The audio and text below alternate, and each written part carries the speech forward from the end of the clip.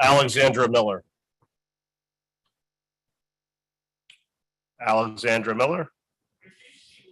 Okay. Well, we got plenty of others, so keep moving along. Julia Kumari, is this Praken or Draken? Okay. Also in support, Tammy Chapman. Tammy Chapman. Okay. Thank you. Sorry, we have some duplicates in here. I'm sorry. Monique Harden. All right, in support. Let's see. She's here? Okay, there you are. All right. Good afternoon. It's really great to be in this council meeting with folks who believe in human rights. And I want to thank the council members for this Healthy Homes Ordinance that it's long overdue, because healthy homes, safe and standard homes, it's an environmental justice issue.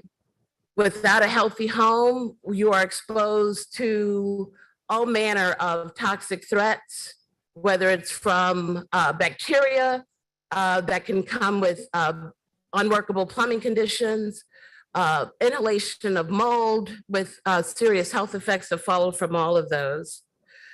I just wanted to highlight what is in the ordinance as to what are the basic requirements of this ordinance.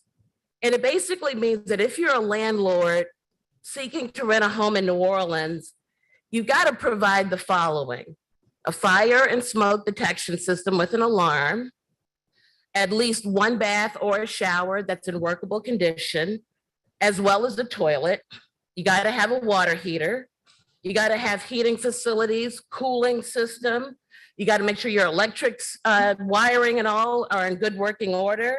You got to make sure that the roof, the window, the exterior doors can seal, shut, and prevent dampness from entering the home. And of course, we know that dampness can be the trigger for mold formation.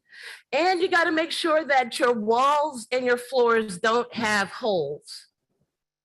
That's what a landlord is being asked or required to do under this ordinance. Nothing more, nothing less. And for anyone to be opposed to this, it would mean that you want to rent an apartment that doesn't have a working toilet or holes in the walls or mold in the flooring.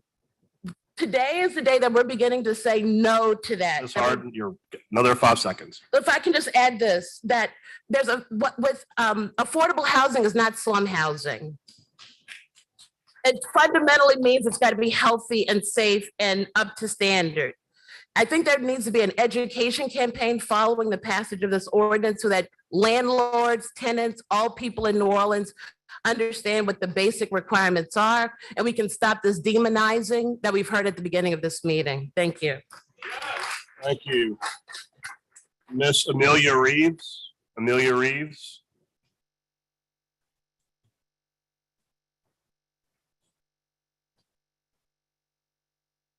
Good afternoon.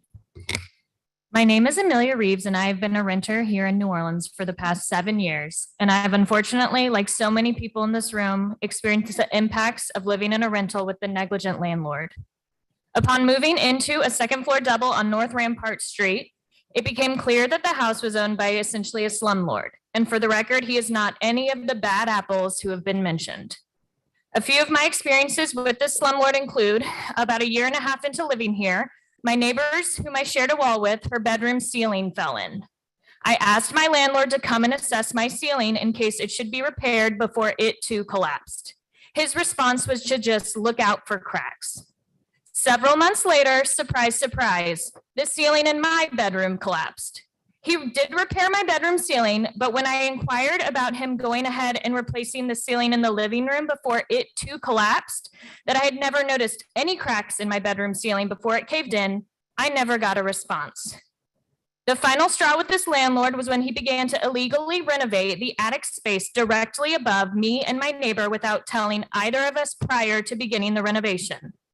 In order to access the attic, the workers had to enter in through my front door.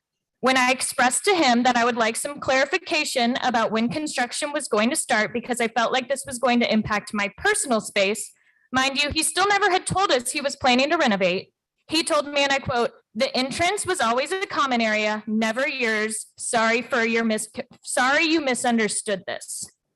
One night soon after renovation started, I was sitting on my porch when a man pulled up and came walking up my stairs without saying anything. As he got closer, I asked him if I could help him, and he said, "Oh yeah, I forgot my charger." He walked over to my front door, put in the code to get in, and proceeded to go upstairs into the attic to grab his charger and leave without saying anything. I'm a nurse, and this renovation happened during the height of the pandemic. I needed my home to be a safe space away from the chaos at work, but it became clear that there was absolutely nothing safe about my home anymore. I have no doubt that if the Healthy Homes Ordinance was in place, my neighbor and I would not have been subject to these experiences. I wouldn't have had to go to sleep every night wondering if tonight was going to be the night my ceiling caved in, or I don't know, when the next stranger would enter my home unannounced. At the very least, we would have been able to hold our landlord accountable to simply provide a basic standard of health and safety. Thank you. Thank you. Next, I have Nelly Katzen. Nelly Katzen. There you are.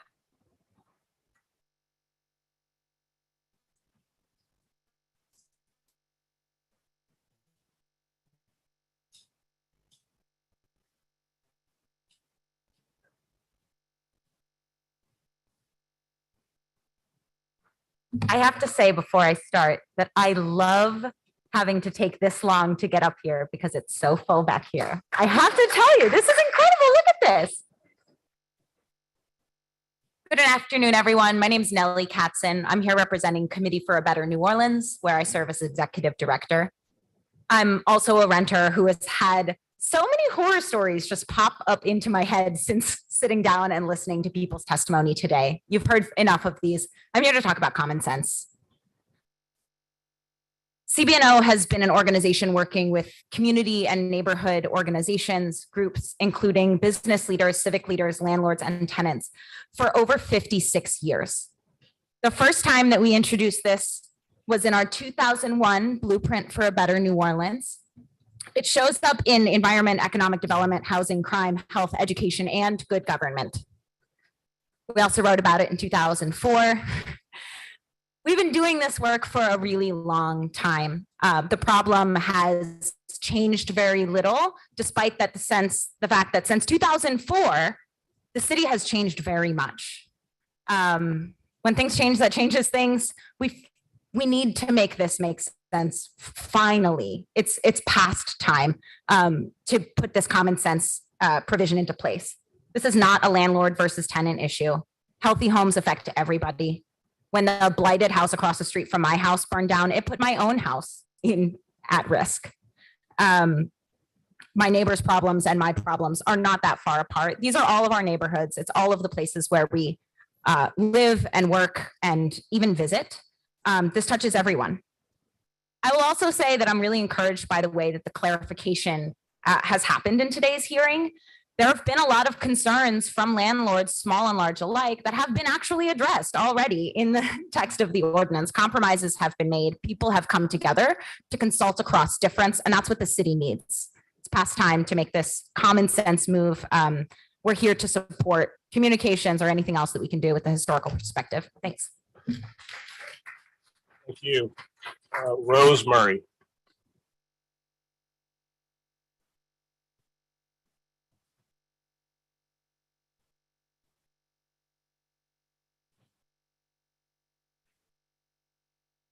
Hello, thank you for allowing me to speak today. I've lived in New Orleans as a renter since 2009, and I've had, bad housing experiences and good housing experiences.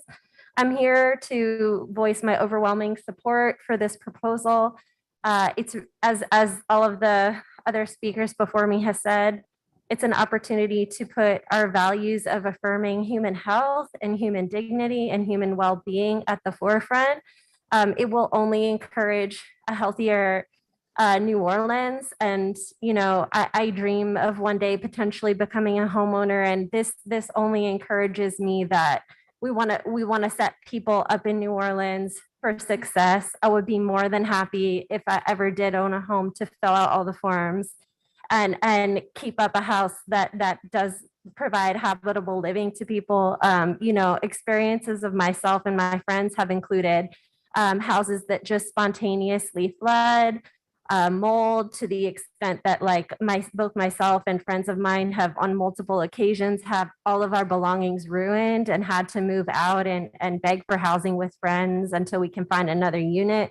It's unfortunately very commonplace. It happens with small, medium, and large size homeowners. And this is just really an opportunity to implement a great policy that can only help the safety and well-being of our citizens. Thank you. Thank you. Geraldine Lapierre. Okay. Lauren Jardell. Lauren Jardell. Right. Ah, there you are.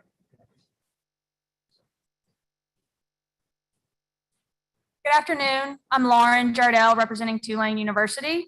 We support this ordinance. We believe it will benefit all residents of New Orleans, including university students and employees, and we urge you to pass it. Thank you. Thank you. Short and sweet. Finnegan Flatterly. Flatterly? Finnegan? There you are.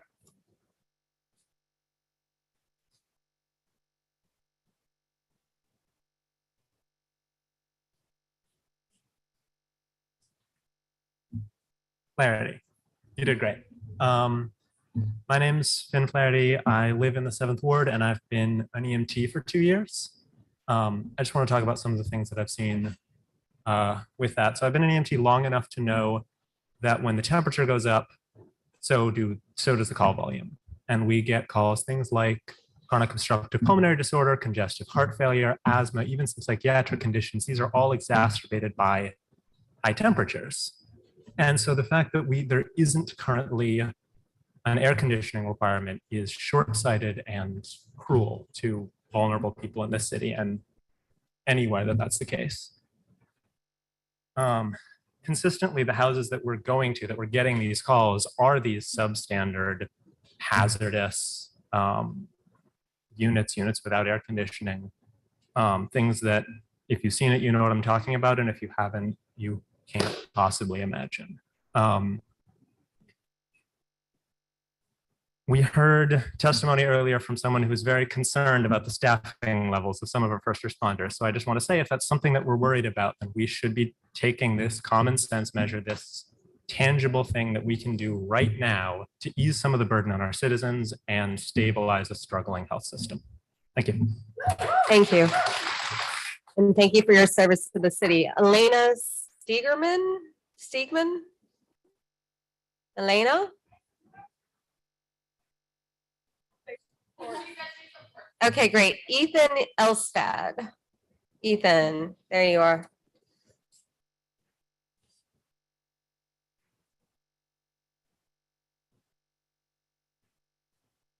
Hey, council members, good afternoon. Ethan Elstad, the Executive Director of Macmillan Music and Culture Coalition of New Orleans. I know you've heard a lot of really compelling stories and testimony, and you'll hear some more, so I'll be really brief. We supported this when it first came up 5 years ago. We support it now. In between that time, there's been a global pandemic, 2 hurricanes. There's been inflation, and what there has not been has been wage growth. And so with all those factors combined, this is even more pressing than ever. So once again, I would just encourage you to pass it, and thank you. Thank you. Dolphinette Martin. I probably am mispronouncing your name, so please correct me. I was close? All right. I don't like that. Good afternoon. My name is Dolphinette Martin. I am here representing myself today. I was a renter until recently, but there are some names I want to lift up. Dante Wright, Audrey Hill, Emmanuel Ellis, George Floyd, Breonna Taylor, Atiana Jefferson, Aubrey Russell, Stephen Clark. Need I go further? Good actors who are all deceased. So that said, I was in public housing for years. I was raised there. And so the gentleman that spoke about the Section 8 rentals, those tenants are living in the same conditions. They're just too afraid to report it. And I know this because I am the housing director of a nonprofit organization who lived in those apartments with those tenants. And each day I would pull up from work, they would come tell me. I sit on the Hano criminal background review panel. Ida took my home, and Hano treated me exactly the way they would have treated anyone else. Calls went unanswered. Had not been for my own savings, I would have been homeless. I rented a hotel. I rented a Airbnb. It was not until Congresswoman Maxine Waters invited me to speak on a panel that spoke to removing barriers to safe, affordable housing for people with convictions. And I told her that I was currently homeless, and I told her why. Then Hano answered their phones. So the Section 8 and the inspections that's placed on those Section 8 voucher holders, the landlords, that inspection isn't all the time, it's sometime, and those tenants are suffering just like everybody else. Thank you. We have Mariana Drame. I'm totally mispronouncing that. Please correct me when you come up. I knew as I was saying it, I was mispronouncing it. So I was pretty close. It's Mariama. okay. Hi, everyone. My name is Mariama Drame, and I work for the Power Coalition for Equity and Justice. And today I'm speaking on behalf of my organization in support of the establishment of the Healthy Homes Ordinance. Power Coalition believes in the right of all citizens to have access to safe, sustainable, and affordable housing. As an organization that seeks to amplify the voices of those who have historically been ignored, we feel it is of the utmost necessity that a Healthy Homes Ordinance be established. The Louisiana Constitution promises to secure justice for all and promote the happiness and general welfare of all people. As one of the 7 states that allows landlords to retaliate against renters who ask for repairs or file a complaint, this blatantly defies the provisions put into place by the Constitution to protect the citizens of this state. We advocate for the establishment of the Healthy Homes Ordinance to rectify these circumstances. In a state such as Louisiana, a state that is already acutely feeling the impacts of climate change and that will continue to do so in a predominantly Black and brown city such as New Orleans, it is of the utmost importance. We must address the thousands of families dealing with uninhabitable conditions, and we must hold landlords accountable, and we should invest in our future by preparing for the impacts of climate change. Power Coalition advocates for the Healthy Homes Ordinance to be that solution. Thank you. Thank you. Monique Blossom. Monique Blossom. Okay. Getting all of our stuff together. All right. I had visual aids together. Monique Blossom, I'm the policy analyst at Louisiana Fair Housing Action Center, 1340 Poydras. I know you already heard a lot from Maxwell, but I wanted to briefly share some additional support for the ordinance that you won't hear today. As you know, because public meetings are often typically always held in the very middle of the working day, it can be incredibly difficult for working people to get here and participate in the conversation. That's why over 350 New Orleanians signed these postcards, both in person and online. There's so many, I can't hold them. In advance of today's hearing, to let you know that they support the Healthy Homes Ordinance, but can't be here with us in person. We'll deliver these to your office when we're done collecting them. As you can see, the postcards have photographs from some of the most notorious properties. Typically, when you send a postcard, you want to say, "Wish you were here" to one of your loved ones. And I hope when you look at these, you remember the conversation and what you've heard from people today, because no one should be here. So this is a public health and climate change issue that affects the entire city. And I ask for your support of the Healthy Homes Ordinance. Thank you. Thank you. Renard Bridgewater. Renard Bridgewater.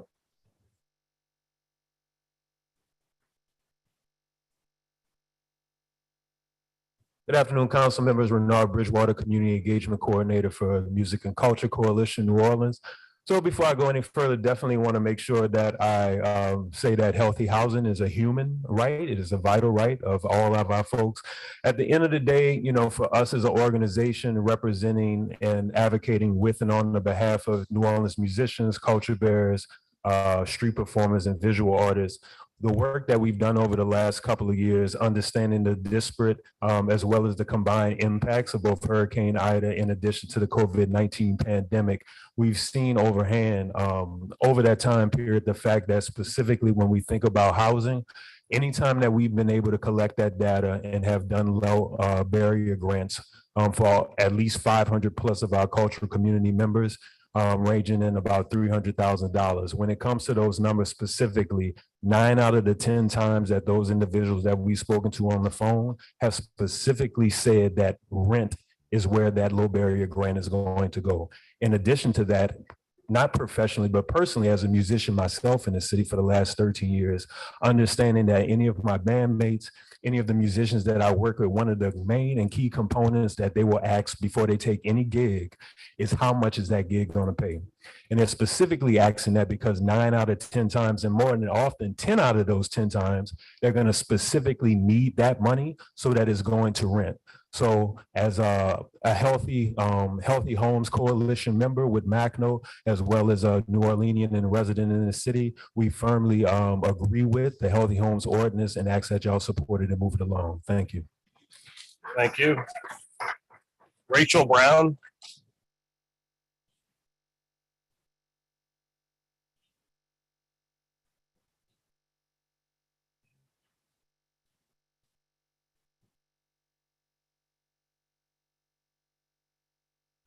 Good afternoon.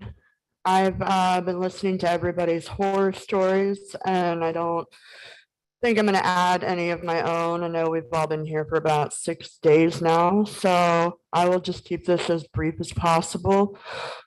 Renters should not have to live like this. There is no reason that a person living off of someone else's income should have this much power to weaponize against their tenants for simply requesting the bare minimum of upkeep. We have been ruthlessly and lawfully battered into silent obedience for far too long now. And we are quite tired of the endless expectation of resilience. It is time for the city to take action on behalf of the people that actually live here year-round, instead of just focusing on how much money they can squeeze out of the tourists every holiday season. We need a council that will take care of its own people first. Thank you so much for your time. Ann Jays. Ann Jays. Oh, hi, Ann.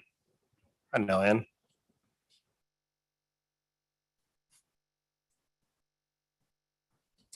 I'm Ann Jays with Louisiana Public Health Institute, and I'm part of the policy and equity team.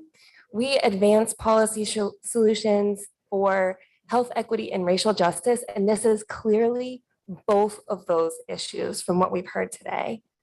Housing is health, and because we live in New Orleans, it's also a racial justice issue.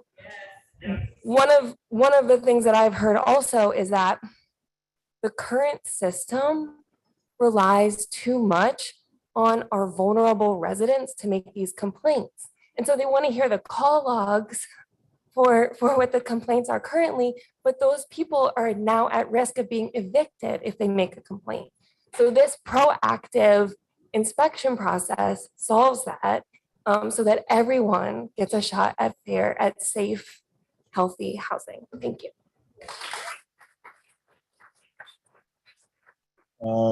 Last name Adam. I'm having trouble reading the first name. Last name is Adam, yes. That sounds like it. could be my old eyes, but your handwriting is super tiny. How y'all doing today? So basically, I want to tell you about mostly of like my story and like what I'm going through in life right now. So basically, I was like homeless for like almost like 3 years. I'm currently from like Slidell pretty much. So basically, I just moved to New Orleans by myself, didn't have no home, none of that. My people, they had a problem with like basically my sexuality by me being comfortable. Like basically, you know, like the whole situation with me and my family, it was just like they didn't accept the person. They didn't pretty much accept me for who I am as a human being. And so when I moved out here to New Orleans, like I said, I was homeless. I didn't have nowhere to go, nowhere to stay. Nobody didn't want to put a roof over my head. So basically, I found the place where I stayed at. I stay in Algiers on General de Gaulle. I moved in Park Fontaine.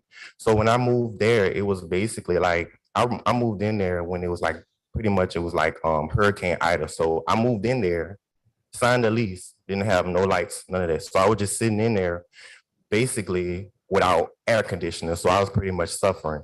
So basically basically after that had happened, the inside of my bathroom. So basically they had like, when I didn't realize it until I pulled the unit off of there. When I pulled the unit off of there, the air conditioner where it's at, it was broken, like literally split in half. So I had wrote a letter to them at Park Fontaine, letting them know that, hey, y'all have roaches in the area trying to come into my home pretty much. And also y'all have like a broken pipe. So I wrote them a letter stating to them, letting them know that y'all, I signed a lease with y'all and basically I'm having problems. I shouldn't be the person basically fixing the stuff that y'all should have fixed when I first signed the lease. You know what I'm saying?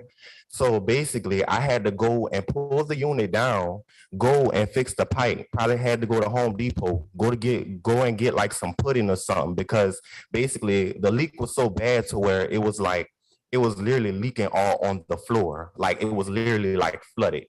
So basically I had to go and get the pudding and put the pudding on the pipe to fix the pipe.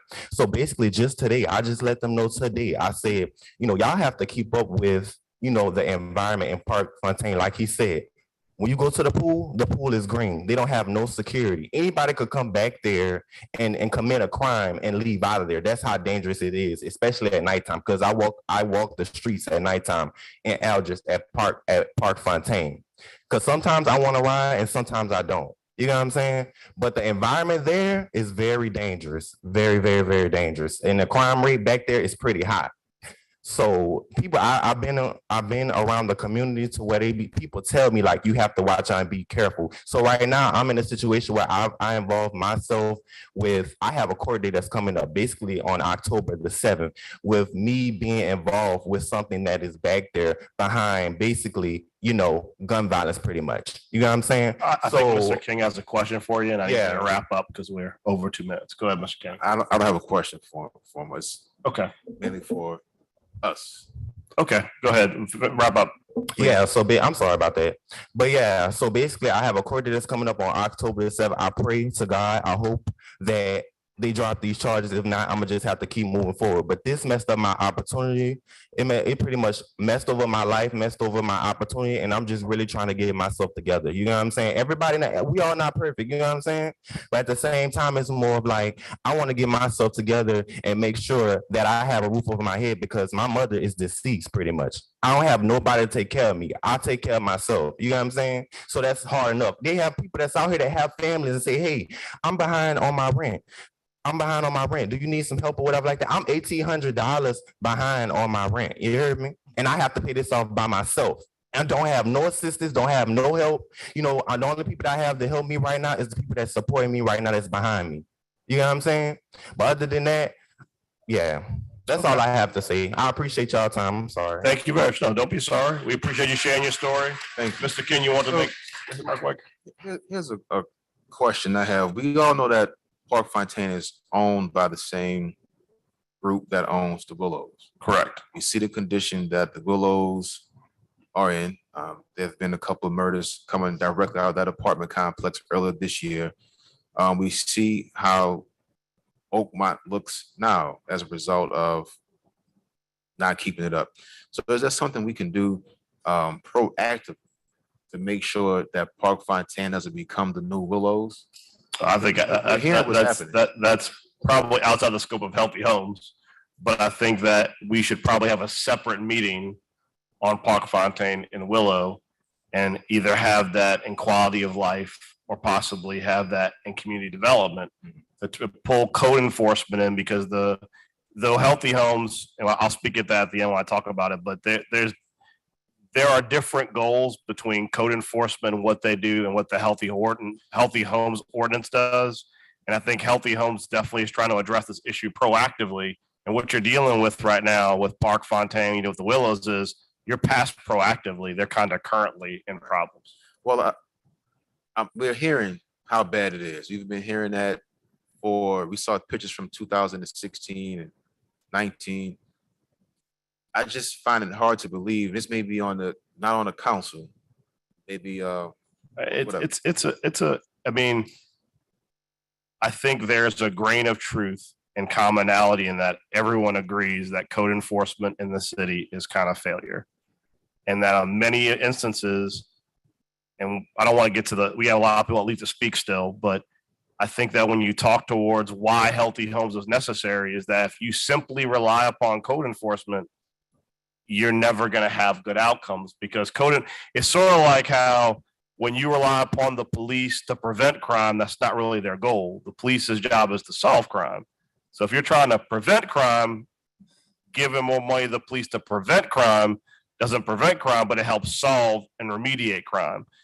The issue is right now we're talking about with Healthy Homes is how do we present a situation institutionally where we catch bad actors as they're being bad actors, not when it's devolved to the point where you have property falling on people's heads.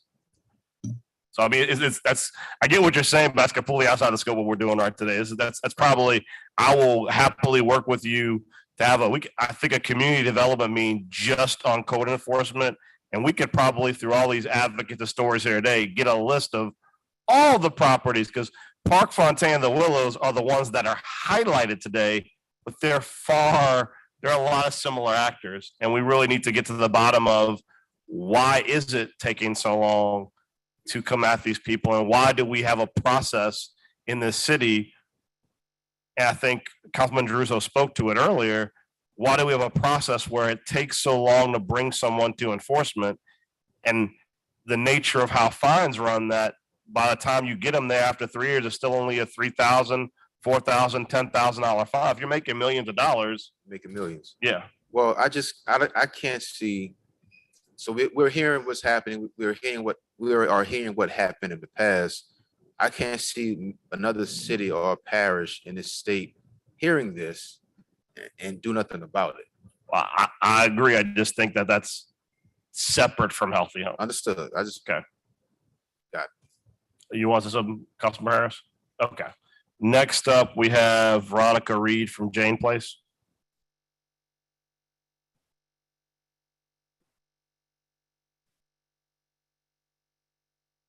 Good afternoon. My name is Veronica Reed, and I'm the Executive Director of Jane Place Neighborhood Sustainability Initiative. We are a small landlord, and we support the Healthy Homes Ordinance.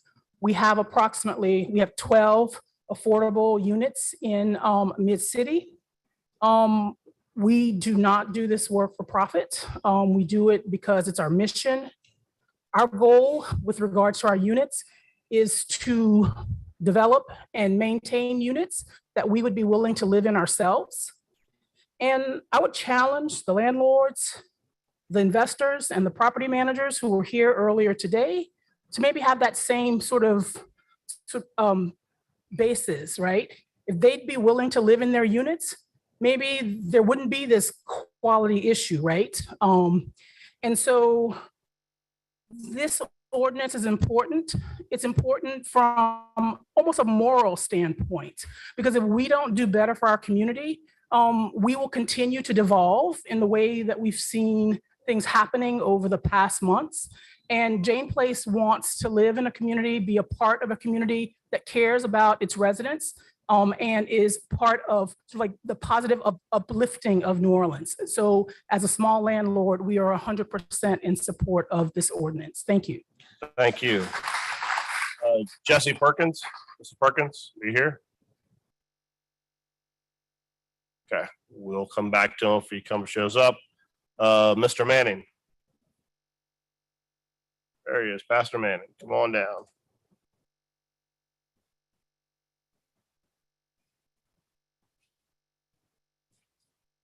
Good afternoon, everyone. Just first, a word of note. I know that generally people provide their name and their address, and so I'm going to provide my name, Gregory Manning. My address is 3105 Milan Street. I say that because it's important. 3105 Milan Street is my home. I'm in favor of the Healthy Home Ordinance because New Orleans is my home. We share that here, understanding that we live in the same place.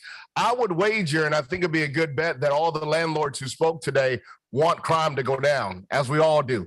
And I think until we understand that people in the city of New Orleans are housing insecure, food insecure, and utility insecure because high utility bills got people hotter than a month of July. And so we've got to understand, until we understand all those things add to the increase in crime. When we're able to get people healthy, clean homes, then we're going to see crime reduce at that very same time. And so you can't cry about how bad the crime is and at the same time don't want to give people a healthy home, clean home to live in. And so I want to make that abundantly clear that when we get that under control, we're going to see those problems begin to go away.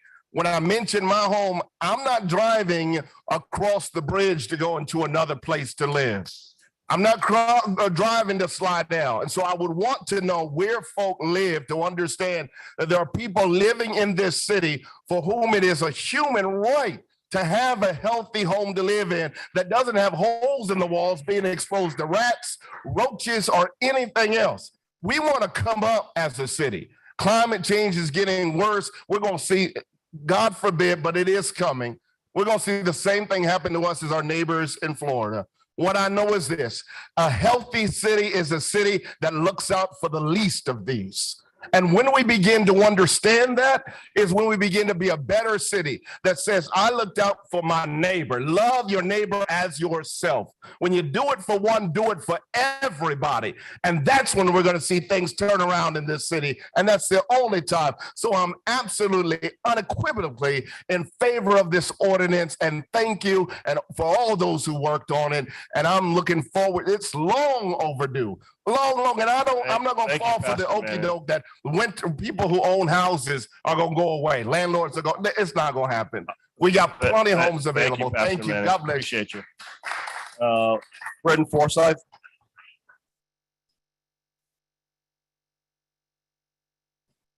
I was worried about going after Reverend Manning because we have all the same points and he's so much better at public speaking than I am. But I'm here representing the People's DA Coalition. We believe that when people's basic needs are provided for, violence goes down. And housing is a basic need and a human right. And for that reason, we ask you to vote yes. Thank you. Lexi Peterson-Burge. She left? Okay. In support. Wishing to speak. Nadia Muhammad.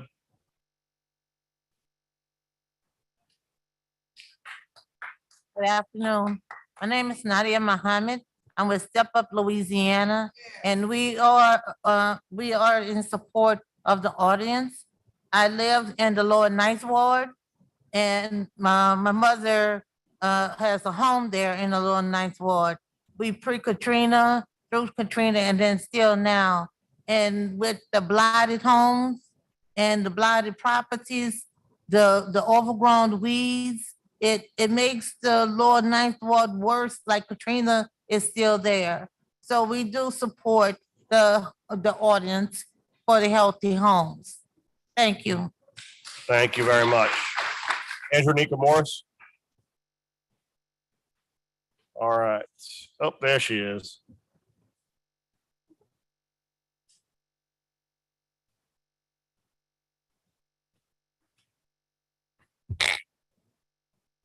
Good afternoon, council members. Thank you all so much for hosting this hearing. It is a long time coming, and we are incredibly I'm Andrew Morris, Executive Director of Housing NOLA and President of the Greater New Orleans Housing Alliance. We are in unequivocal support of the Healthy Homes Ordinance, and we urge it to move swiftly through this body and to implementation. There has been a lot, we've talked a lot today. There has been a lot of people who have clarified how this has affected them personally. We've heard from people who can cite stats and statistics about how this would make New Orleans stronger and better. And there's no need to repeat all of that, but I do want to say one piece about something that we keep forgetting is the people, not just the victims of unscrupulous landlords, but the opportunities that have been squandered, that have been missed, and that we have not responded quickly to, namely the victims of Hurricane Ida last year when everyone was rendered homeless, and the folks that we couldn't figure out how to find and how to serve. And this body and other people were thinking about how we can make those homes stronger and better. And there were challenges because we didn't have this underlying framework to build on. That is the opportunity here, not just helping people today, not just helping people in the future, but making a stronger, more equitable and safer New Orleans. So we urge you to move forward with this and to build on it. Thank you. Thank you. Akila Tony.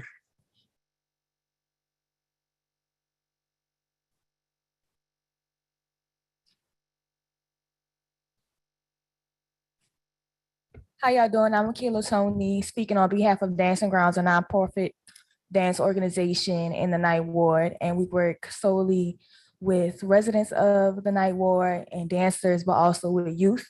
And first and foremost, I want to say, as a college student and on staff for the youth program at Dancing Grounds, that this ordinance will not only protect the current residents who are experiencing these issues, but future residents and future culture barriers of the city of New Orleans. And that, I'm so glad that we're presenting this ordinance today, because sooner or later I want to be able to rent my own home and please move out of my parents' home. So I would love for this ordinance to be passed, but also so much of what we see in the youth program when young people talk about these issues that are going on in our city with youth crime and with infanticide and femicide going on, is that they're committing carjackings and all of these responses to the environment. And that if the houses look like this, if the neighborhoods look like this, then how are the neighbors? And the neighbors are a reflection of what's going on in those neighborhoods. There's no reason why I should be hearing about peers, friends of the bodies of young people being found in blighted houses. We've seen that too many times on the news where those issues are coming up and where young people are residing in abandoned houses and hanging out and doing things. So this issue, along with trying to establish healthy homes, will also, like we said before, being congruent in connection with protecting young people of this city. So working with young people has really exposed us to how really these issues will trickle down, and that it's not just in one place. These things and these issues in the city is very cyclical, almost in a dark way with what's going on. And so I really would encourage this ordinance to be passed to protect our youth and protect the future of the city, because we will not have any cultural barriers if cultural barriers don't have anywhere to stay, if they're not protected in their neighborhoods, if they're not given the right resources to make sure that they do have the right neighborhood. So I'm tired of hearing people say the youth are the future and people don't make an effort to invest in that same future. We're all living in the present, and we all can make an effort to make sure that we're all living a livable future. Thank you. Thank you. Dion Haywood.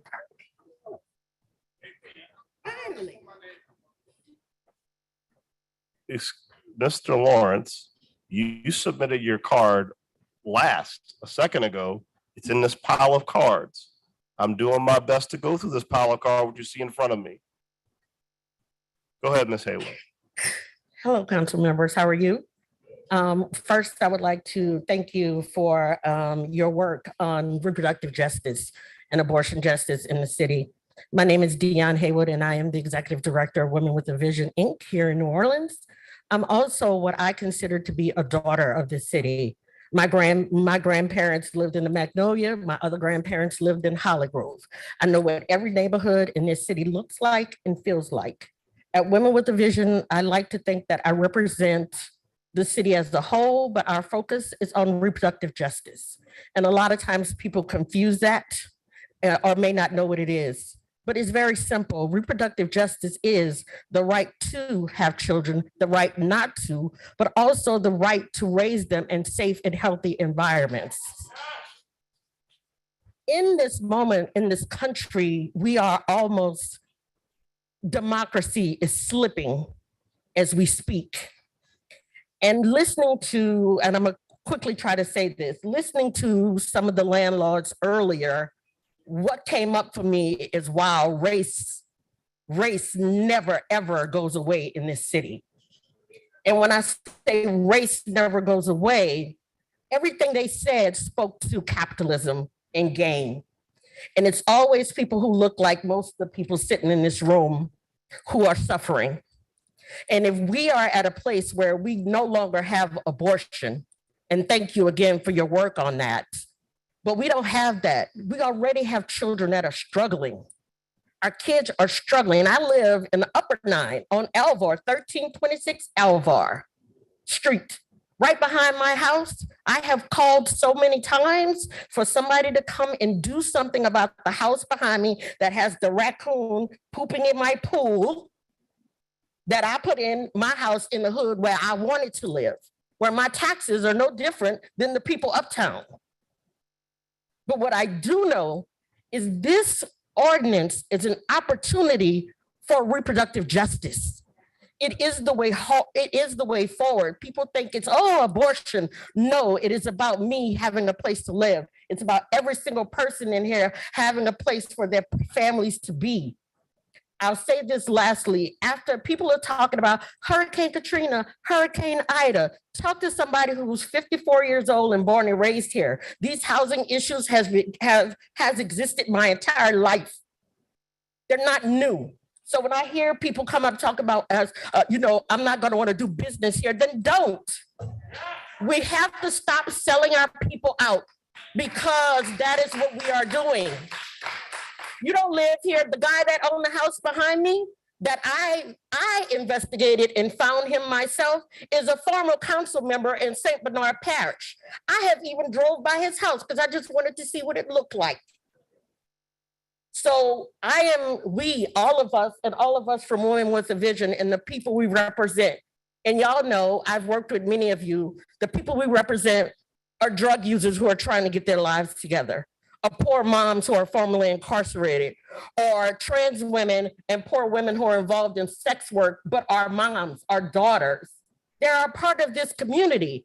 And everything I've seen in the 33 years that Women with a Vision has been around, it is all because of resources and access that people don't have. And so I'm almost begging that we move forward with this ordinance, because I, like everyone else has said, this is reproductive justice. It is what we all want. It's what we all need. It's what we all deserve. And lastly, if we keep talking about crime, I heard people bring up police. Y'all, we are taking care of ourselves. In Ida, I'm sure many of you and many people can speak to that. People were like loading up their trucks and their cars to deliver ice and food. It's not the police. It is us, and we're asking you to pass this for us. Thank you, Ms. Hill. We appreciate you.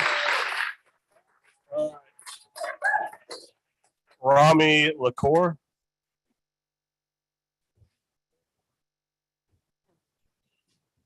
Rami Lacour. Okay.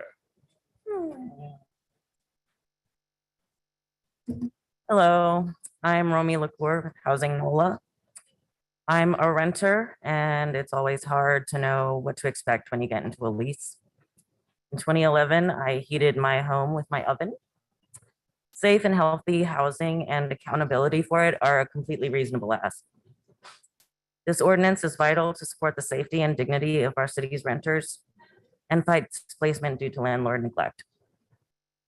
I encourage the council to pass this ordinance and continue to look for proactive solutions that will prevent substandard living conditions before they escalate to the point of no return. Also, Nathan Rupp from Foundation for Louisiana, they were here earlier but had to leave and would like to express their support for the ordinance as well. Thank you. Thank you. Can I have Miss Duncan?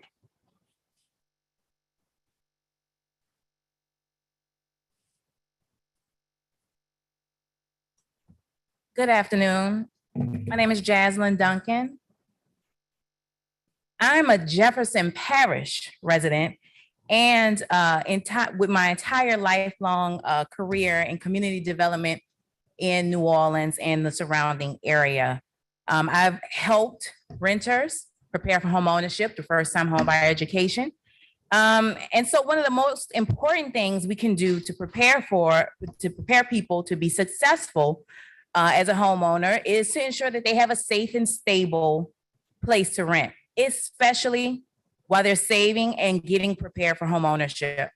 As a community development professional, I have witnessed firsthand how exorbitant fees from broken leases and or medical bills have ended up on credit reports, creating yet another barrier to home ownership. Beyond lowering credit scores, the inability to save a home is further hampered by costs associated with living in unhealthy homes. An unhealthy home not only contributes to an array of health issues, but further impacts and delays future opportunities of home ownership. I am in support of the Healthy Home Ordinance. Thank you. Thank you. Amelia Hoppy. Amelia Hoppy. There, all right. Come on down.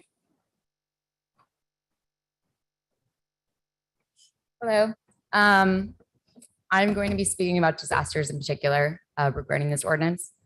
My name is Amelia Hoppy. I'm the executive director of the New Orleans-based nonprofit organization Emergency Legal Responders. Our mission is to help people faced with emergency solve their legal challenges, providing free, tailored, easily digestible legal information services. As disaster legal responders, we often see renters facing habitability issues while having to struggle with the aftermath of a disaster.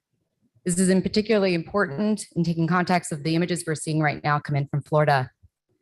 This compounds problems and leaves renters having to first address habitability issues so that they have a safe and healthy place to live, which leaves them less time and bandwidth to address other time-sensitive issues after a disaster.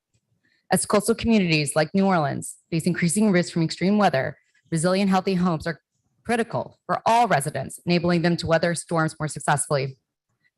As hosts of the first legal clinic here in Orleans Parish after Hurricane Ida, we at ELR saw the majority of people we needed to help with all issues, but primarily dealing with those that are tenant, repair, and demand issues.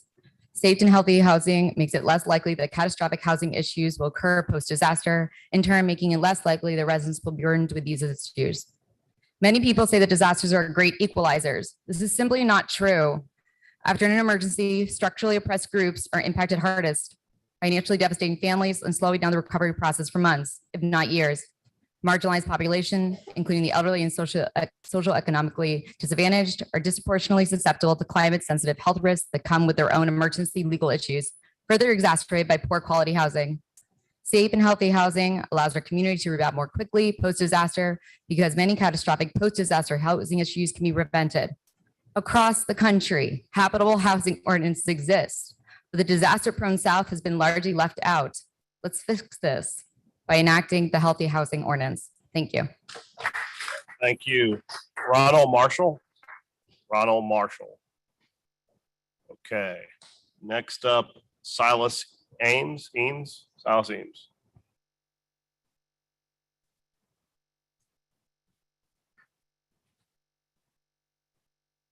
My name is Silas Eames. I'm from New Orleans. I was born here. I lived here for 30 odd years. I've been renting for 10 years.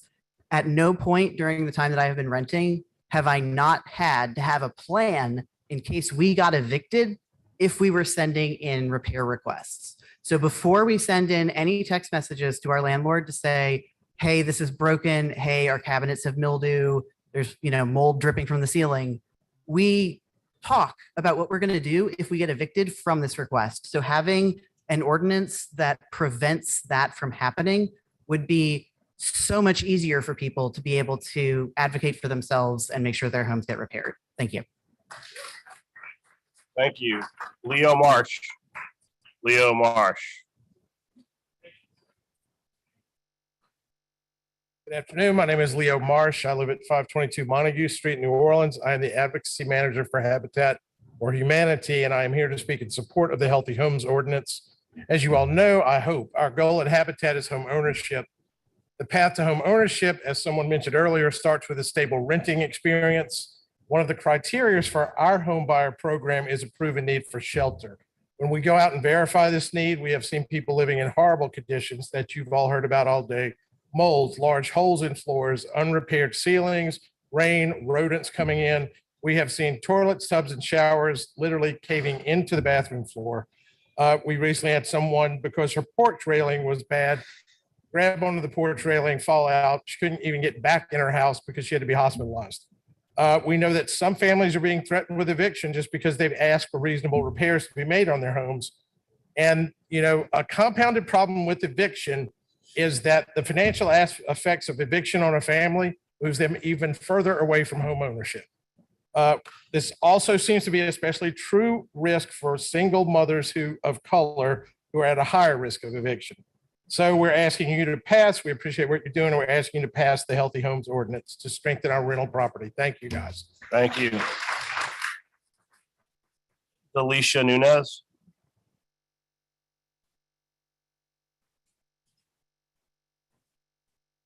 Lillian Alvarez.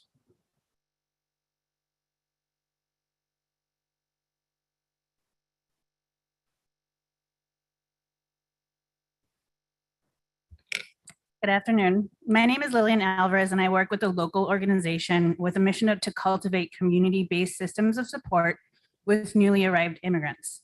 We are in community with immigrants from all over the world, but primarily from Africa, Central and South America, and Eastern Europe. Most of our community members are asylum seekers who are seeking refuge and protection. In our city, this seemingly invisible community is disproportionately impacted by the lack of landlord accountability because they have vulnerabilities that can be threatened at any moment. In this work, we observe tenants renting homes that should be deemed uninhabitable. We've learned of immigrant populations not being given leases to sign, which doesn't protect either side. Our immigrant community members contact us for support in advocating to landlords to fix broken windows, repair falling ceilings. We've learned of people living in homes with mold or toilets that don't flush, putting their children's and their own health at risk because they don't have other options. The advantageous practice of landlords knowingly taking money from people they assume don't know their rights or don't deserve better is disgraceful. People know that a falling roof isn't okay, but they live with a heightened sense of fear because of retaliation that might take place and if they pushed for repairs to be done. The evident power imbalance is so harmful. Our neighbors deserve to live in houses that are not falling apart. They deserve to feel safe in their own homes. We are asking for support of Healthy Homes Ordinance because we want accountability. Renters are expected to pay for rent for dwellings, and in return, there should be an expectation that dwellings are repaired and maintained. As transactional as the case is, this transaction increases trust. The trust increases a sense of safety. This safety allows for relationships to develop. We know that when we are in community with each other, in relationship with each other, we are stronger. We protect each other and we care about the safety of one another. And isn't that what we all want? Thank you. Next up, we have Sylvia Byrne.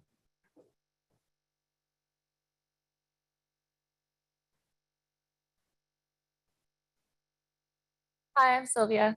Nice to meet y'all. I left the mic towards your. Okay. Yeah, I've there you go. never done anything like this before, so excuse me. So much of what I was going to say has already been said. I've heard stories from people who have been, who have lost their entire lives due to the negligence of their landlords. And I just kind of, I kind of want to just echo that at this point and to thank all of you for sticking it out, unlike the landlords who have no interest in hearing what we have to say. So that kind of says it all for me at this point. I'm a lifelong resident of this city. I love this city. I've rented in this city my whole life. And I cannot tell you how many times I have been fearful of losing my home. Nobody deserves that. We all deserve a healthy home to live in. And yeah, that's all I have. Thanks. Thank you. Ron McLean. Ron McLean. All right, Mr. McLean, come on down.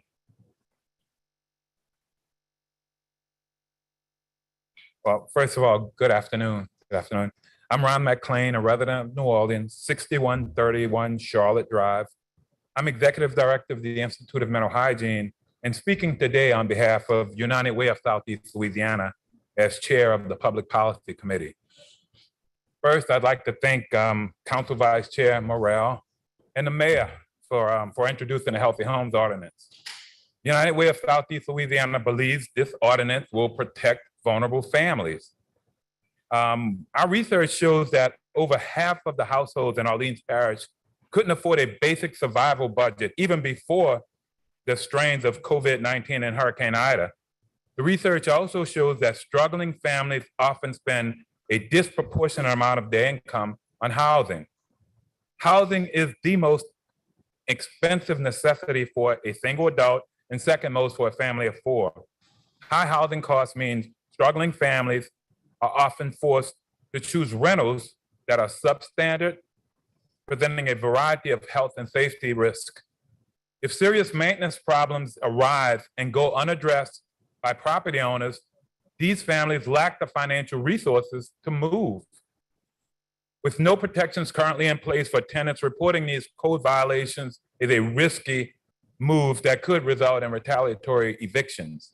The Healthy Homes Ordinance aims to protect vulnerable renters and strengthen the safety and resiliency of New Orleans rental housing stock. We also recognize that small-scale rental property ownership is an important source of multi-generational wealth, especially for Black New Orleanians. We support the ordinance provision to protect small landlords and recognize that further programs are being developed to ensure that there are no cost burden for unnecessary costs actually for small renters. Small landowners. We know that this has been a challenge for some people because it might require them to make repairs they wouldn't normally make, but the ordinance does have provisions for those who have a few properties that they won't suffer the same kind of challenges as those with large properties. Everyone deserves a safe place to call home, and the Healthy Homes Ordinance takes us one step closer to achieving that. I want to thank you, and thank you so much, Vice President Morrell. Thank you, neighbor. It's good seeing you, neighbor. Next up, I have Ajana, is it Joshi? Okay. Caroline Bracknell. You have to correct me on that one too. I'll tell you, I'm terrible with the handwriting. You were closer than me. It's okay. Good afternoon. My name is Anjana Joshi.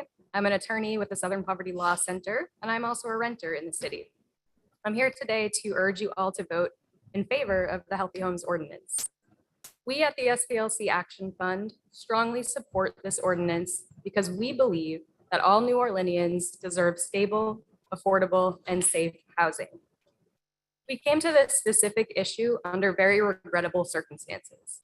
During the height of the pandemic and the ensuing economic and housing crises, a certain slumlord with properties throughout the city began threatening community groups for simply trying to provide renters with information about their rights. This intimidation tactic took advantage of the fact that there are no robust protections for renters currently in New Orleans. And so I want to highlight and emphasize today that anti-retaliation provision that you heard about from Maxwell and Hannah and so many others. Louisiana is currently one of only 7 states that permits landlords to retaliate against renters who ask for simple repairs or file a complaint. Can you imagine having to choose between reporting that your roof caved in and being able to keep that damaged roof over your head at all? That's not right. And you all have the power to change that indignity here in New Orleans. This ordinance appropriately shifts the burden to the city by establishing minimum habitability standards that every landlord must meet. Renters across New Orleans have to worry about so much already: how to pay their rent, how to put food on the table, They should not also have to fight to remove dangerous black mold from their homes. Requiring proactive inspections of rental properties will ensure that vulnerable renters do not have to put themselves at risk of eviction to keep their homes and their families safe. There is so much incredible expertise and lived experience in this room, and we are all lucky to have it. This ordinance is the result of 10 years of hard, thoughtful, and intentional work, and so we would respectfully request that you vote in favor. Thank you for your time. Thank you.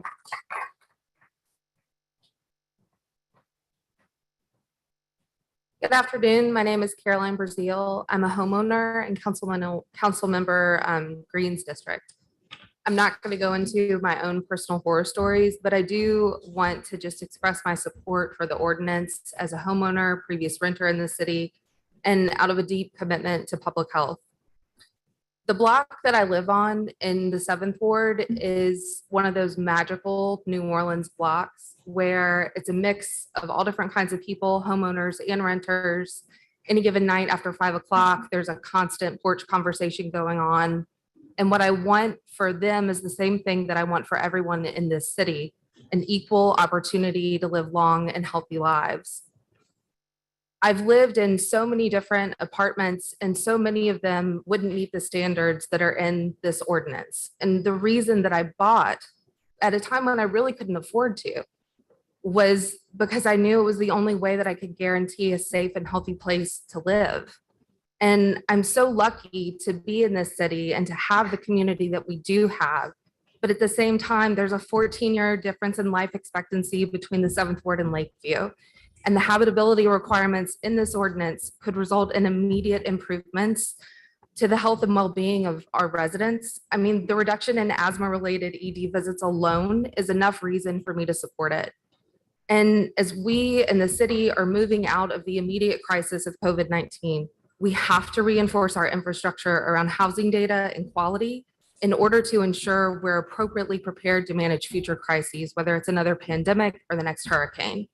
So your power that you have here to pass the ordinance and support this work is a necessary public health intervention that you can pass really to preserve and protect the long-term economic and physical well-being of the city's renters. So thank you so much. I really appreciate all the work that y'all are doing and that all the advocates here today have done to get us to this point. Thank you so much. Next, we have Joe Heron Mueller. Am I pronouncing that correctly, Mr. Mueller? All right, I think that's him coming from the back. All right, so I got that correctly. After him, so we could speed this up a little bit, I have Lauren Hale or Hall, maybe. All right, so you're up after this gentleman. Good afternoon, City Council members. My name is Joe Heron Mueller. You pronounced it perfectly. Oh, all right, I got one right. I'm a resident of the city of New Orleans, and I'm here today representing Unity of Greater New Orleans. As you all know, Unity is a collaborative of 60 homeless services agencies across the city with a shared mission of preventing, reducing, and ending homelessness. We're very grateful to you, Vice President, and to the administration for putting forward this, and to all the city council members for the things that they've done to address the housing and homelessness crisis that the city is facing. At last count, Unity was paying rent for over 4,000 households in the city of New Orleans who had experienced homelessness. And I personally help each month for over 11 years, 100 people move into new homes. Anecdotally, I know that many of these people who experience homelessness have become homeless due to retaliatory evictions or other so-called self-eviction, which is a really important factor in new entries into homelessness. We've heard that the modest registration costs for this ordinance will drive up rents. However, the $5 to $10 a month per unit cost of this is comparable to the cost of an air filter for your air conditioning unit.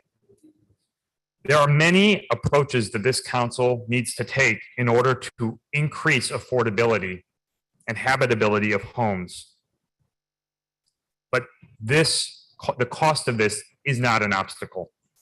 It will not factor into increasing rental costs for tenants in an appreciable way. Moreover, the creation of more safe and habitable affordable units will increase the pool of affordable housing broadly in the city. The exception for landlords who rent to units that are committed to affordability through HUD is a fair and sensible provision. It means because those landlords already have to submit to an 86-point HQS inspection in order to rent their properties under those programs. Could you wrap up for us? Thank you very much for this. We support this ordinance and are happy for your support as well. Thank you. After Ms. Hall, is it Hall? All right, after Ms. Hall, we have Dawn Aber. She's present, but Ms. Hall. Hi, my name is Lauren Hall. I'm a Loyola Law student. I'll be taking the Louisiana bar next year, and I live in District A. I wanted to take a moment to express my concerns if we continue to allow landlords to neglect properties and tenants and control the health and safety of the neighborhoods. For the last 2 years, I've worked in property protections and safe housing. I've seen unsafe living conditions, especially after hurricanes, that evict people because of the safety of the home. I've helped people who had to quickly find a new place to live and stay after the landlord evicted the tenant for no reason besides that they brought health and safety concerns up. I personally have a friend who was hospitalized for mold poisoning, and this landlord evicted this person after she said that she had mold poisoning, proof of it, and proof of the mold in the house, and she didn't get her security deposit back. These stories are pretty much the everyday norm in New Orleans, as we've been hearing. Our community members are fearful of retaliatory evictions. They're being displaced from uninhabitable homes. When a home is unsafe, our health, security, comfort, nutrition, education, and the ability to work is all compromised. As a city, we need to stop failing our community by failing to provide safe homes. As a new lawyer in the city, I want to see New Orleans build up, support, invest in communities. We need better protections for a whole community because we need to put our neighbors and community first. Thank you, Ms. Hall. Ms. Aber can support. She's not present. She's from the New Orleans East Neighborhood Association. Marcia McWilliams. And after, I'll see Marcia McWilliams. All right, I have Elena Malik. All right. I did, okay. Eva Kallenroff. You're gonna have to definitely correct that one. I definitely massacred that one. Thank you. Eva Kalikoff. I'm an eviction defense attorney with Louisiana Fair Housing Action Center. I am also a resident of District A. I just want to highlight a few tenant stories. We're in eviction court. I was in eviction court 4 days this week, most days of the week. I would encourage council members to come to eviction court and see what tenants are experiencing. A minimum of 50% of the tenants we work with are dealing with very severe repair issues, habitability issues. I had a client recently who missed her eviction hearing because she was hospitalized due to the mold poisoning. She didn't get the notice for the hearing. Again, evictions have long-term effects on people's lives, their credit history. I had another tenant in Algiers living in the Marseille apartments who had no working AC this entire summer. An elderly man on a fixed income, Social Security. He was experiencing severe health problems as a result of that air conditioning issue. Another client of mine who lived at the Laguna Reserve, a property in the east, has 5 children. She had mushrooms growing out of her walls. Her kids were in and out of the doctor's office with illnesses related to the mold. I just want to debunk something we heard a lot from the landlords. There are a few bad actors who get a lot of press coverage. In eviction court, in talking to tenants every day who have these kinds of repair issues, there are all types of landlords from all over the city who own all types of buildings who are neglecting their properties. The big corporations are certainly bad actors who we should be going after, but there are a lot of people who don't report things, who don't have the ability to go to the press for fear of retaliation by their landlord. Thank you. Thank you. Jessica Sawyer. And after Ms. Sawyer, we have Kawina Gordon.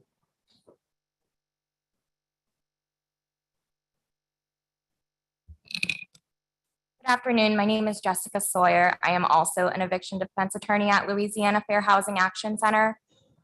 Today, I'm here to share some of the experience of my clients in the hopes that you will see why this initiative is so desperately needed.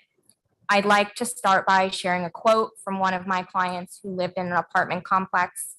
She said, "I feel like a failure as a parent for allowing my children to live in a place like this, but I have nowhere else to go."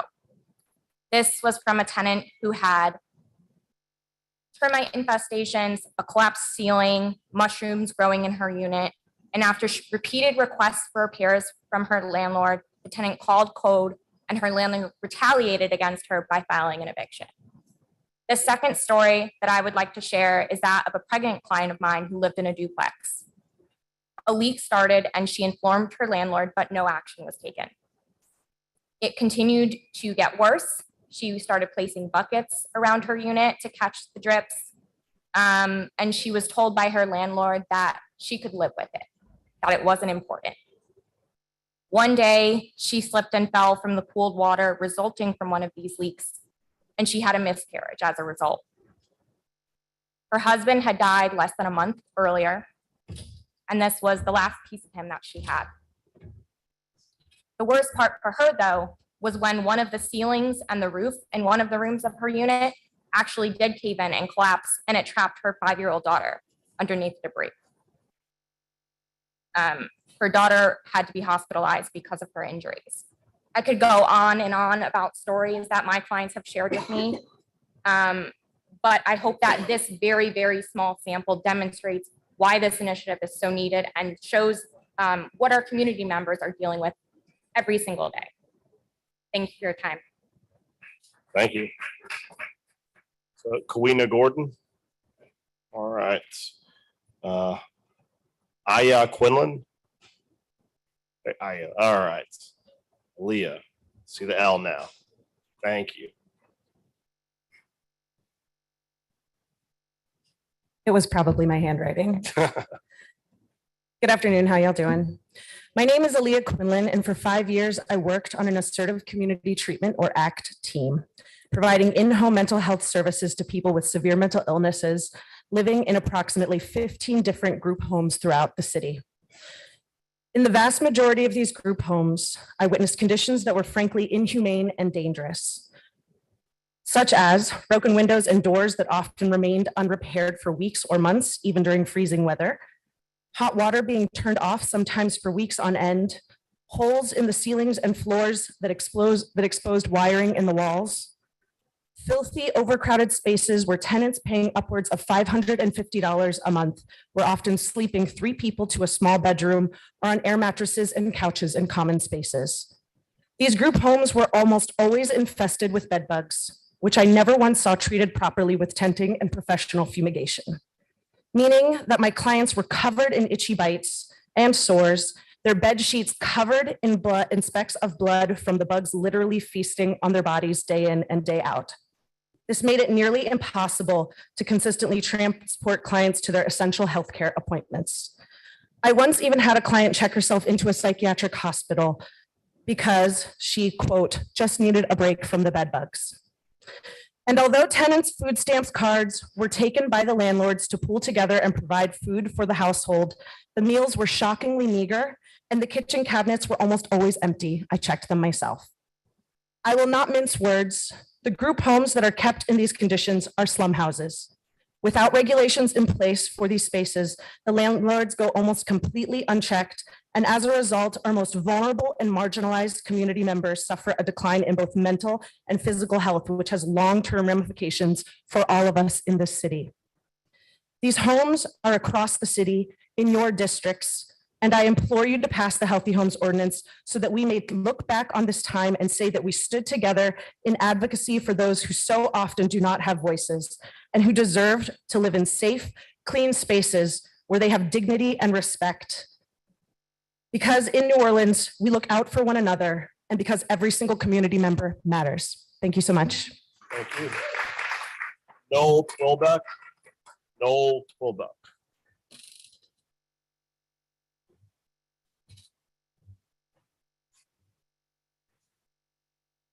Hello, good afternoon. My name is Noel Twilbeck. I serve as the CEO at Crescent Care, which is a community health center in New Orleans. As a federally qualified health center, Crescent Care targets services to individuals and families who are from traditionally marginalized communities. As a community health center, we're inspected multiple times a year through monitoring visits. This is a good thing.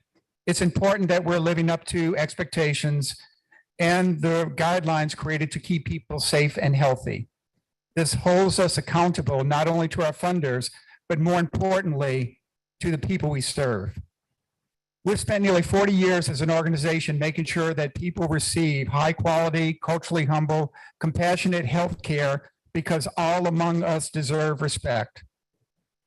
Through decades of research and work on the ground, we know that the best way to change health outcomes is by starting with safe and stable housing.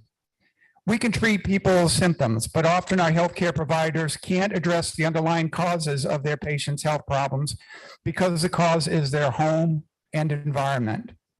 We regularly see patients with asthma and other respiratory conditions that are exacerbated by the mold or rodents they're forced to live with. Our clients are some of the most vulnerable among us. As rents continue to skyrocket, few people have the ability to simply relocate when there are problems in their rental units.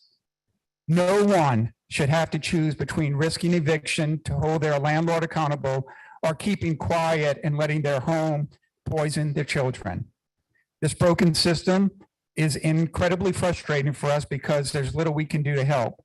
It's a problem for the whole city.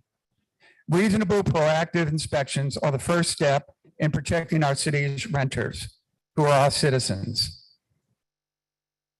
I am optimistically hopeful that the rental business owners and landlords will see the greater community benefit of prioritizing the wellness of people rather than their profit margins. We're asking the council to stand with residents. Our clients, staff, and neighbors are the backbone of New Orleans, and they deserve to be treated with dignity as they work to protect their families, their lives, and their livelihood. Thank you. Thank you. Renee Corrigan. Renee Corrigan. Okay. Melanie. Oh, wait. I'm sorry. Sarah Jane Guidry. Skipped over your thing a second ago, too. There it is. All right. After her, we have Melanie Mclean. Hi, good afternoon. My name is Sarah Jane Guidry. I'm the Executive Director of the Forum for Equality. We're Louisiana's statewide LGBTQ human rights organization. The Forum for Equality stands in support of Healthy Homes Ordinance. Thank you, Council Member JP Morrell. And I also want to thank Cameron for his testimony earlier. I think it really hits upon the points that I'm about to make, because research shows that LGBTQ youth experience high rates of violence in their homes by family members that set them on a path to housing insecurity at a very young age. According to the report from the Williams Institute, LGBTQ youth homelessness is at 32%. And while experiencing homelessness is because of physical, emotional, or sexual abuse at home. For many, the only way to escape this violence is by leaving their family home and making them housing insecure and at risk for chronic homelessness. New Orleans has been a beacon in the South for LGBTQ youth, thus making it a priority for our community. Transgender and gender expansive youth and young adults are overrepresented in the population of youth experiencing homelessness and home insecurity. Those with less resources and institutional power are more likely to find themselves in unsafe living conditions. Further, LGBTQ people are not universally protected from housing discrimination, and people of color often encounter racial discrimination in the housing market. In a recent study, nearly a quarter of transgender people surveyed reported experiencing housing discrimination related to their gender identity. Trans women of color were more likely to report housing discrimination, and participants who reported being kicked out of their family's home due to their gender identity were almost twice as likely to report experiencing housing discrimination. Given the frequency with which transgender youth have reported being kicked out or asked to leave their homes in a recent research, that report increased likelihood of experiencing housing insecurity further as an adult. It's important to identify programmatic and policy strategies for supporting transgender young adults in maintaining safe and stable housing, and the Healthy Homes Ordinance is part of that solution. Forum for Equality is a good government organization, and the Healthy Homes Ordinance is just good policy. This is good for the city as a whole that will help us be better prepared for storms and better equipped after disasters, especially which we are reminded of today as we watch the news of Hurricane Ian hitting Florida right now. Again and again, it's often marginalized groups like low-income queer people or people of color who get disproportionately harmed in these scenarios. So investing in harm prevention as much as possible will always be good policy for the city of New Orleans. Thank you. Thank you. Last call for Melanie McLennan. All right. Last up, we have Mr. Lawrence.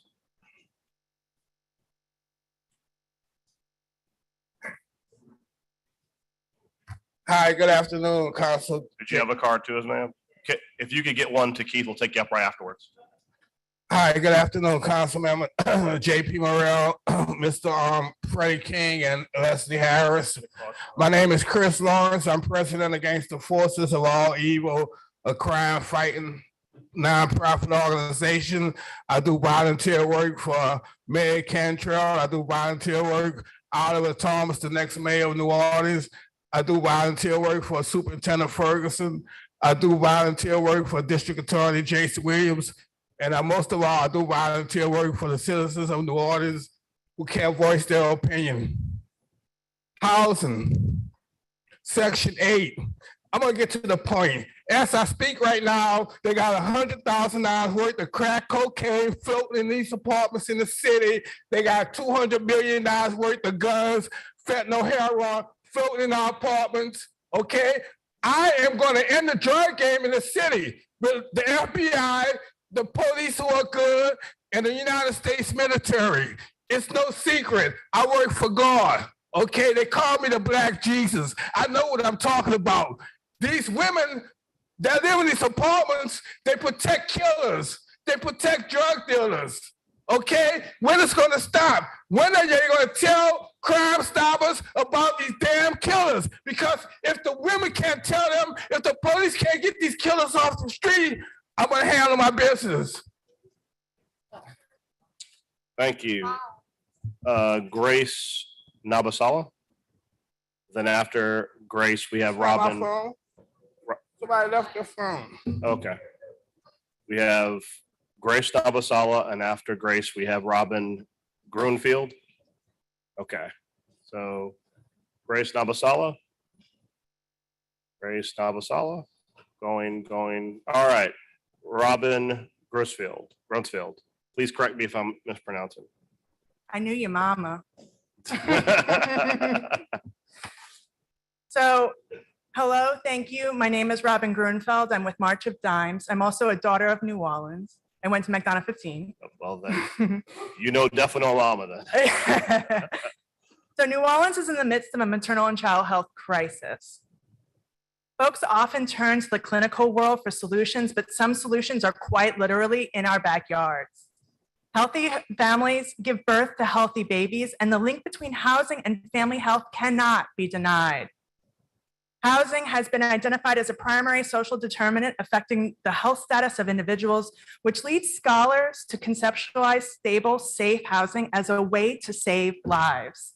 It's been called the vaccine, but we don't, our OGA cautioned me against using the word vaccine in public.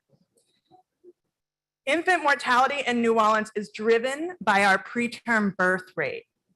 The Healthy Homes program would speak to 3 of the 4 physiological pathways that link preterm birth and housing: lack of social support and depression, stress hormones that can initiate early labor, and depressed immune systems leading to increased susceptibility to infection. New Orleans also struggles with high rates of sleep-related deaths among infants.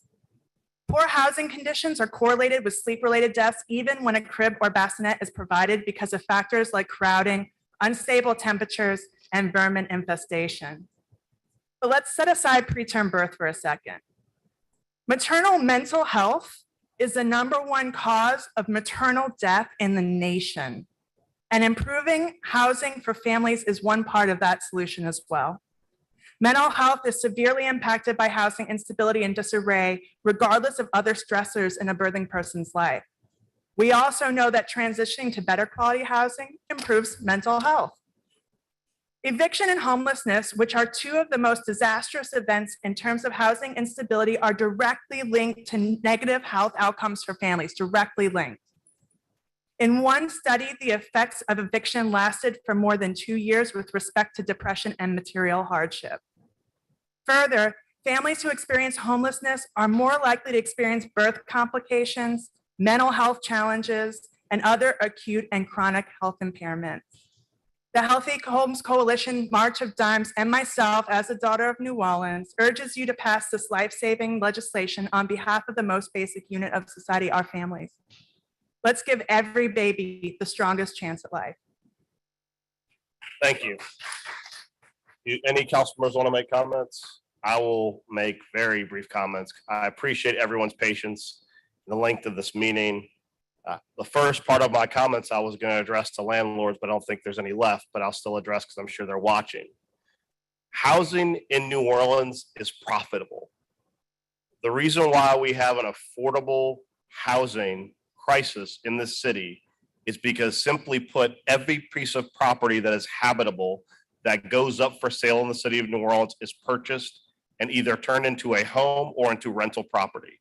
So when I hear landlords cry poverty about how hard it is to do business in the city of New Orleans, that is simply not true. Because in a capitalistic society, if doing business in New Orleans was not profitable, they would not be here. A $60 fee is not going to break the bank for landlords. To be clear, landlords pass through the cost of their mortgage, they pass through the cost of maintenance when they do it, and they pass through the cost of insurance to tenants. $5 for a small landlord and $9 for the big boys is not going to make a tenant make or break their rent. But we have seen during this increased inflation across the country, as rents continue to climb, rents are not a factor in inflation. The cost of food, the cost of goods, those are things that are affected by international trade. Rents going up exponentially is about profit. So as I said, $5 or $9 pass through is not going to make or break your tenant, who in exchange for $5 to $9 gets a guaranteed habitable place to rent. As far as the critique of this being a complicated scheme, the amount of misinformation that was spewed today is really breathtaking. This is not a complicated scheme. Simply put, there will be a third party who will be hired through a public bid process that will inspect properties. This has nothing to do with code enforcement or safety and permits. You will self-attest. You're just going to have a document saying, I promise the property I rent is livable. And to see people recoil from the idea that they have to attest that the property they're going to rent another human being is habitable for humans is bothersome. To talk about a complicated scheme when you're saying for the small guys, the ones below 4 units and below, you only have an inspection if a complaint is generated. For the ones that are above 4 units, you have an inspection once every 3 years. Now that may not seem like a lot, but it's extremely important because, as you said today repeatedly, retaliation against tenants is the reason why they don't say anything. And the fact that you have to attest your property is livable, The fact of those units, those larger units, the Willows, the Park Fontaines, all of those properties, had those properties had once every 3-year inspections, you never would have had a Josh Bruno do a Josh Bruno. In closing, as I said earlier, when the landlords were here, I'm committed to working with anyone that will work with me. And I would argue that I've been in contact with many good landlords who have worked with me to address minor things that we might have missed. Good landlords who want to see this legislation be successful, they aren't scared of it. They aren't scared. And I invite anyone, if you want to work with me, I will work with you. But if you are here to fearmonger, I don't have time for that. I really don't. The city council cannot control the rising cost of rent. The city council cannot make sure that rents are affordable. But what we can do and what we will do today is make sure that that apartment you're overpaying for is habitable by a human being. With that, I move that we report this ordinance favorably. I get a second. I get a second. You'll make a comment? No, I have no comment. I will work with you though. There are some tweaks that we need to make. We have plenty of time. And in between now and then, I'm sure our offices will meet, discuss, tweak. But of course, I'm in support of this. All right. Motion myself, seconded by Councilmember King. Please vote your machines. All right. Aye. 3 ayes. Well, if you do by acclamation, oh, there you go. All right.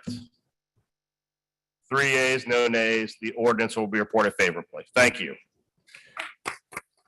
With that, just for those in attendance, items number.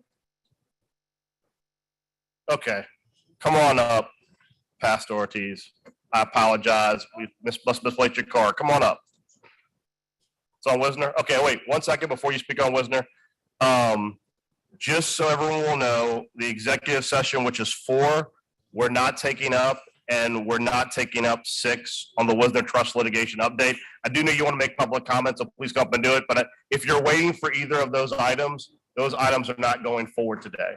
So go ahead, Pastor. We appreciate you coming today. Well, I'm 82 now. I like to sit down and rest, you know. Yeah. Tell your mother I love her. I will. Okay. I just want to say that concerning the Wisner, I got to get this off my chest. Before you all got elected, we had a birthday celebration coming up that year, and Mayor Cantrell was getting ready to come in office. So they told us to give them a budget like we've been doing for years. I just want to let you know some money was stolen. And they told us to give them a budget, and we didn't have the budget for the particular one that I was involved in. And I wanted to see Dr. King's birthday celebration go on like it has gone on since I was over it 40-some years. And so the guy who's with the NAACP now, and a lot of people you all know, they said, well, we ain't got no money to put it on. We got to get a church. I said, hold on. Let's all talk. I said, if I get the money to pay everybody, will you all sign and saying that I paid, that I gave you money? They all signed. Everybody, even the guy who's with the NAACP. Now I got it at home. I ain't walking the street with them signatures. And so I paid everybody. And when we got to the church, the minister said, oh, you're going to have to give us the money today. I said, well, can't you wait until after Cantrell get in? I said, it's just a matter of 5 or 6 or 7 days now. And he said, no, I want my money now. So I paid everything. I got proof. Do you know, I came to City Hall so many times asking them to give me my money from the Wisner Foundation that provides this for us for years, and they didn't give me one dime. They say, sorry, it wasn't under our administration. I said, it was under the city's administration that the Wisdom Foundation money is. I said, it's for us, and I provided what you needed. I wrote it out, I signed everything, and I got all my receipts, and they have not given me my money. Now, listen to me. $700 will not break Marie Galatas because I'm smart. And as I was younger, I saved money and I got myself in shape. But I want my $700. But I want to say this. 7 is God's perfect number. And it was the money that I was putting aside to buy shoes and food for people, because I go to Cuba, I go to Jamaica. That's what I do now. I travel around buying shoes because little children are getting molested in third world countries and they don't have no shoes to run. And they tell me when I get there, Pastor Maria, I need shoes to run from the rape man. And the first time I heard that, it broke my heart. So I continued to go. But I want my $700, have nothing to do with you all here. Nothing at all. But if there's some kind of way you can include that in and say that I came here requesting my money and I gave them a package showing everything I spent. And I can't think of the little fella that drive around and everything. He got a little smart about the money. Now, I'll close by saying this. Terry Love was getting ready to run for judge. And she wanted to be the chair so she could go everywhere. Well, I let her have it. And then she told them, it wasn't on y'all watch. You don't have to give up on no money. And they didn't give me my money back. And let me just say this as a minister, I gotta love them people. I can't hate them. But when you do wrong, wrong will follow you. You understand? And this morning, the Lord told me to get up and go to the city council and tell them about my $700. So it wasn't mine. And that's why I came here. I heard on the news that it was going to be presented, but that's okay, because I was here to hear some beautiful stuff about the people who was in here and I prayed from. And I know God going to give me that $700 back. I don't know how, but I know we got some good warriors on the city council now. And I'm believing that God's going to put the money in that. That money is going to food and shoes and third world countries. Those people waiting for me in Cuba. I love you all. I thank y'all for your time. And while I'm up here, I'm going to take advantage of this. Could y'all do something with Broadway and Figure? People keep calling my house like I'm the mayor. You should see that street. When you gonna get our street clean? I said, I got a for sale sign on my lot. But Miss Marie, you're supposed to clean my street. I said, my lot is clean. So wait, oh, that's for Miss Harris, I think. Yeah, okay, she'll take care of it. She'll take care of it. I got you. Thank I got you. Thank you. Thank you. With that, we have one appointment. It's an appointment for Total Community Action, the mayor's appointment of Royce Duplessis to replace. I'll move. All right, I will second. Please vote your machines. 3 yeas, no nays. That's done. Councilman Harris moves we adjourn. Councilman King seconds. Please vote your machines. By acclamation. Anyone opposed to adjourning? None. All right, we're adjourned. Thank you.